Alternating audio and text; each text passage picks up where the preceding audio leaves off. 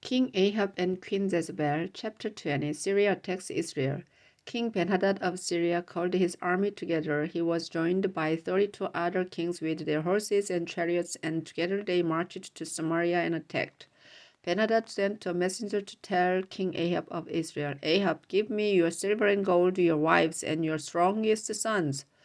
Your Majesty, Ahab replied, everything I have is yours, including me. Later, Ben-Hadad sent another messenger to say to Ahab, I have already told you to give me your silver and gold, your wives and your children, but tomorrow at this time I will send my officials into your city to search your palace and the houses of your officials. They will take everything else that you own. Ahab called a meeting with the leaders of Israel and said, Ben-Hadad is causing real trouble. He told me to give him my wives and children, as well as my silver and gold, and I agreed. Don't listen to him, they answered. You don't have to do what he says. So Ahab sent someone to tell Ben-Hadad, Your Majesty, I'll give you my silver and gold and even my wives and children, but I won't let you have anything else. When Ben-Hadad got his answer, he replied, I'll completely destroy Samaria. There won't even be enough of it left for my soldiers to carry back in their hands. If I don't do it, I pray that the gods will punish me terribly.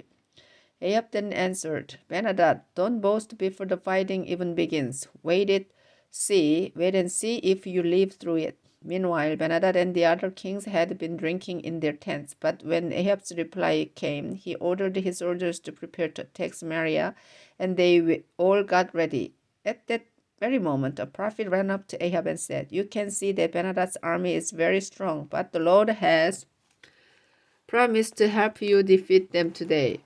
Then you will know that the Lord is in control. Who will fight the battle? Ahab asked. The prophet answered, The young bodyguards who serve the district officials. But who will lead them into battle? Ahab asked. You will, the prophet replied. So Ahab called together the 232 young soldiers and the 7,000 troops in Israel's army, and he got them ready to fight the Syrians.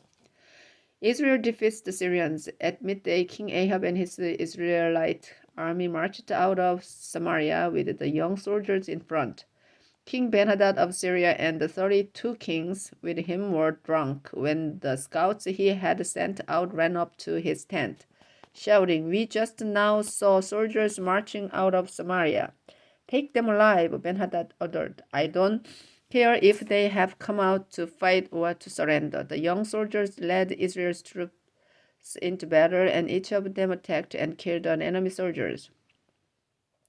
The rest of the Syrian army turned and ran, and the Israelites went after them. Ben-Hadad and some others escaped on horses, but Ahab and his soldiers followed them and captured their horses and chariots.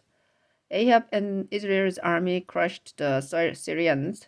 Later, the prophet went back and warned Ahab, Ben-Hadad will attack you again next spring. Build up your troops and make sure you have some good plans. Syria attacks Israel again. Meanwhile, Ben-Hadad's officials went to him and explained, Israel's gods are mountain gods. We fought Israel's army in the hills, and that's why they defeated us.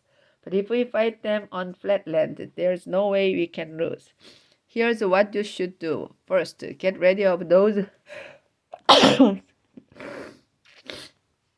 32 kings and put army commanders in their places. Then get more soldiers, horses, and chariots so your army will be as strong as it was before.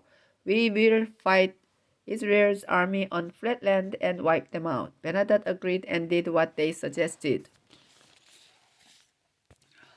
In the spring, Ben-Hadad got his army together and they marched to the town of Aphek to attack Israel. The Israelites also prepared to fight. They marched out to meet the Syrians, and the two armies camped facing each other.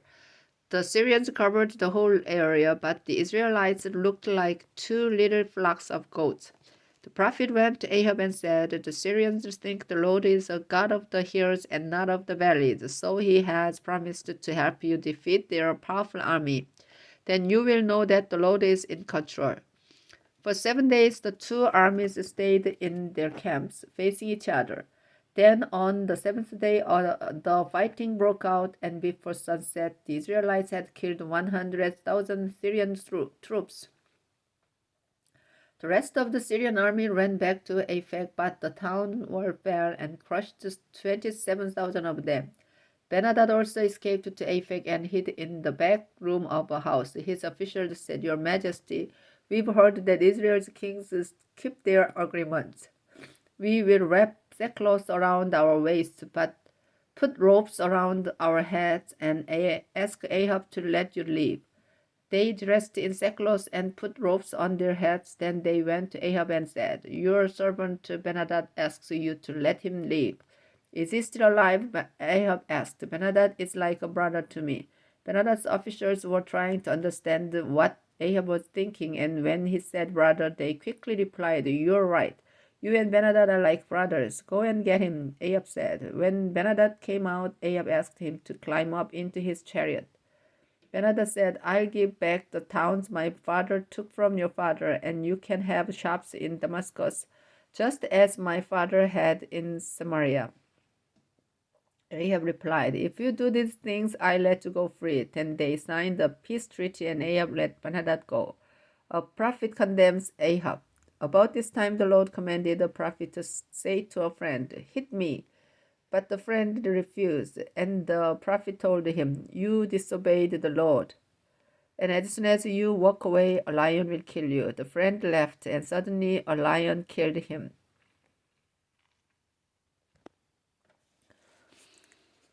The prophet found someone else and said, Hit me. So this man beat him up. The prophet left and put a bandage over his face to disguise himself. Then he went and stood beside the road waiting for Ahab to pass by. When Ahab went by, the prophet shouted, Your Majesty, right in the heat of battle, someone brought a prisoner to me and told me to guard him. He said if the prisoner got away, I would either be killed or forced to pay 3,000 pieces of silver. But I got busy doing other things and the prisoner escaped. Ahab answered, You will be punished just as you have said. The man quickly tore the bandage off his face, and Ahab saw that he was one of the prophets. The prophet said, The Lord told you to kill Ben-Hadad, but you let him go. Now you will die in his place, and your people will die in place of his people. Ahab went back to Samaria angry and depressed. Chapter 21. Jezebel has Naboth killed. Naboth owned a vineyard in Jezreel near King Ahab's palace. One day Ahab said, Naboth, your vineyard is near my palace. Give it to me so I can turn it into a vegetable garden. I'll give you a better vineyard or pay whatever you want to for yours. Naboth answered, This vineyard has always been in my family. I won't let you have it. So Ahab went home angry and depressed because of what Naboth had told him. He lay on his bed, just staring at the wall and refusing to eat a thing. Jezebel, his wife, came in and asked, What's wrong? Why won't you eat? I asked Naboth to sell me his vineyard or to let me give him a better one. Ahab replied, and he told me I couldn't have it. Aren't you the king of Israel? Jezebel asked, Get out of bed and eat something. Don't worry, I'll get Naboth's vineyard for you.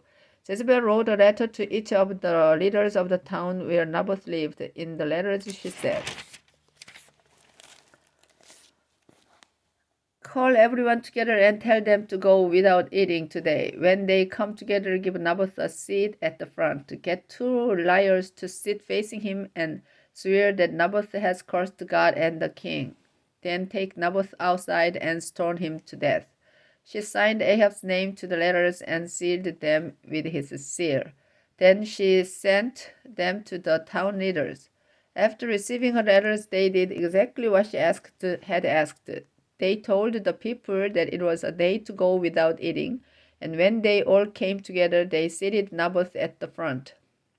The 2 liars came in and sat facing Naboth. Then they accused him of cursing God and the king, so the people dragged Naboth outside and stoned him to death.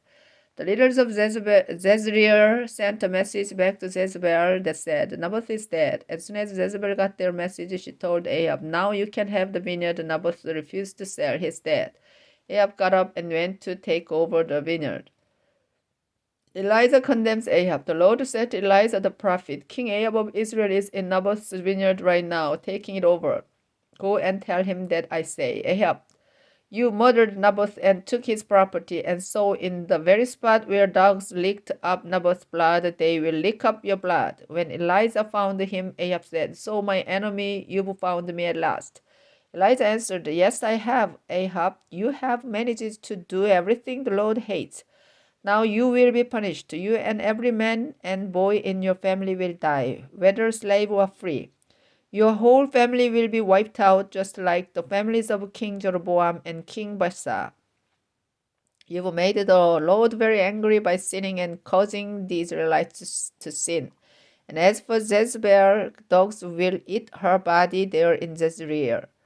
Dogs will also eat the bodies of your relatives who die in town, and vultures will eat the bodies of those who die in the country. When Ahab heard this, he tore his clothes and was sackcloth day and night. He was depressed and refused to eat. Sometime later, the Lord said, Elijah, do you see how sorry Ahab is for what he did? I won't punish his family while he is still alive. I'll wait until his son is king. No one was more determined than Ahab to disobey the Lord. And Jezebel encouraged him. Worst of all, he had worshipped idols, just as the Amorites had done before the Lord forced them out of the land and gave it to Israel. Chapter 22. Micaiah warns Ahab about disaster. This is also told in 2 Chronicles 18:27. For the next 3 years, there was peace between Israel and Syria. During the third year, King Jehoshaphat of Judah went to visit King Ahab of Israel. Ahab asked his officials, Why haven't we tried to get Ramoth in Gilead back from the Syrians? It belongs to us. Then he asked Jehoshaphat, Would you go to Ramoth with me and attack the Syrians? Just tell me what to do, Jehoshaphat answered. My army and horses are at your command. But first, let's ask the Lord. Ahab sent for about 400 prophets and asked, Should I attack the Syrians at Ramoth? Yes, the prophets answered, The Lord will help you defeat them. But Jehoshaphat said, Just to make sure, is there another of the Lord's prophets we can ask? We could ask Micaiah, son of Imlah. Ahab said, But I hate Micaiah. He always has bad news for me. Don't say that, Jehoshaphat replied. Then Ahab sent someone to bring Micaiah as soon as possible. All this time, Ahab and Jehoshaphat were dressed in their royal robes and were seated on their thrones at the threshing place near the gate of Samaria. They were listening to the prophets tell them what the Lord had said.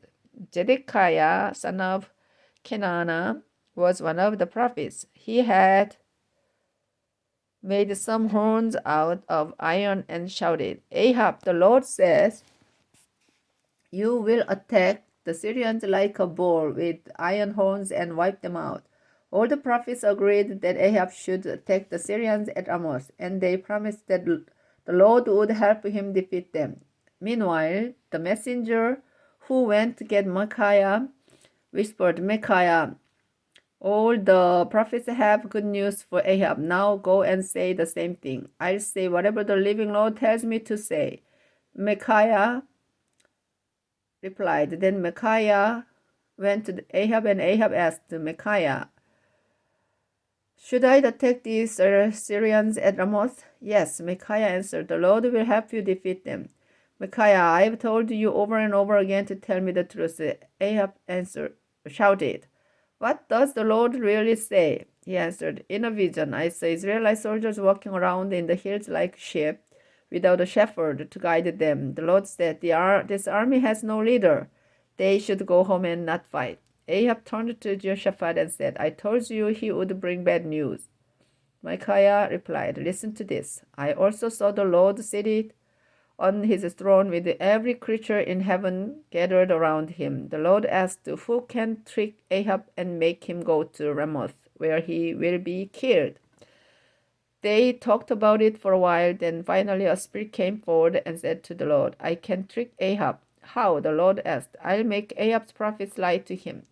Good, the Lord replied. Now go and do it. This is exactly what has happened, Ahab.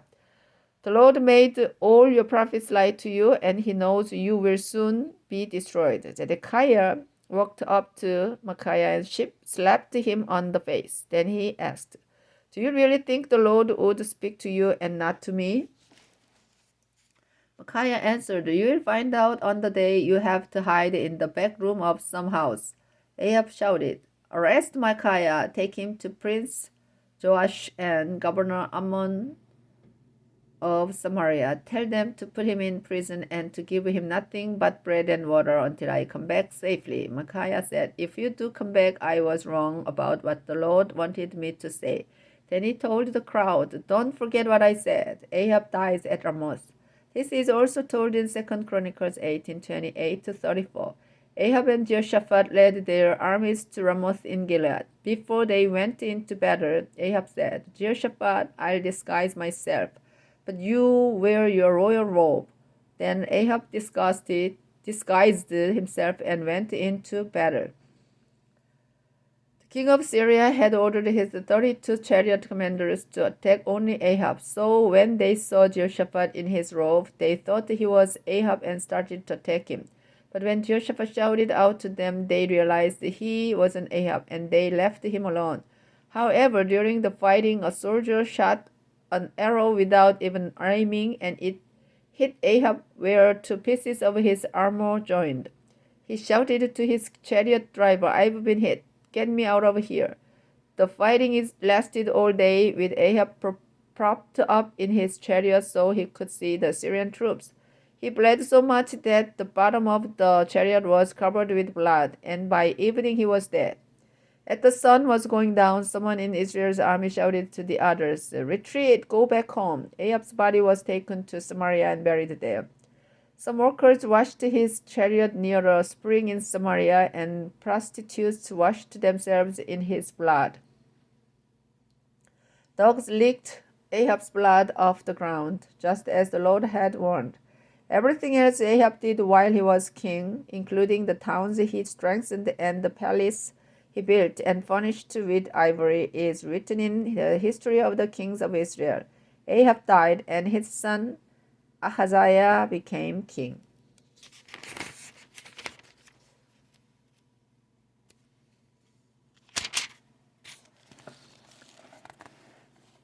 King Jehoshaphat of Judah and King Ahaziah of Israel. King Jehoshaphat of Judah. This is also told in 2 Chronicles 20:31 to 21:1. Jehoshaphat, son of Asa, became king of Judah in Ahab's fourth year as king of Israel. Jehoshaphat was 35 years old when he became king, and he ruled from Jerusalem for 25 years. His mother was Azubah, daughter of Shili. Jehoshaphat obeyed the Lord just as his father Asa had done, and during his rule he was at peace with the king of Israel. He got rid of the rest of the prostitutes from the local shrines, but he did not destroy the shrines, and they were still used as places for offering sacrifices. Everything else Jehoshaphat did while he was king, including his brave deeds and military victories, is written in the history of the kings of Judah. The country of Edom had no king at the time, so a lower official ruled the land. Jehoshaphat had seagoing ships built to sail to Ophir for gold, but they were wrecked at Ezion-Geber and never sailed. Ahaziah, son of Ahab, offered to let his sailors go with Jehoshaphat's sailors, but Jehoshaphat refused. Jehoshaphat died and was buried beside his ancestors in Jerusalem, and his son Jehoram became king. King Ahaziah of Israel. Ahaziah, son of Ahab, became king of Israel in the 17th year of Jehoshaphat's rule in Judah, and he ruled 2 years from Samaria. Ahaziah disobeyed the Lord, just as his father, his mother, and Jeroboam had done. They all led Israel to sin. Ahaziah worshipped Baal and made the Lord God of Israel very angry, just as his father had done.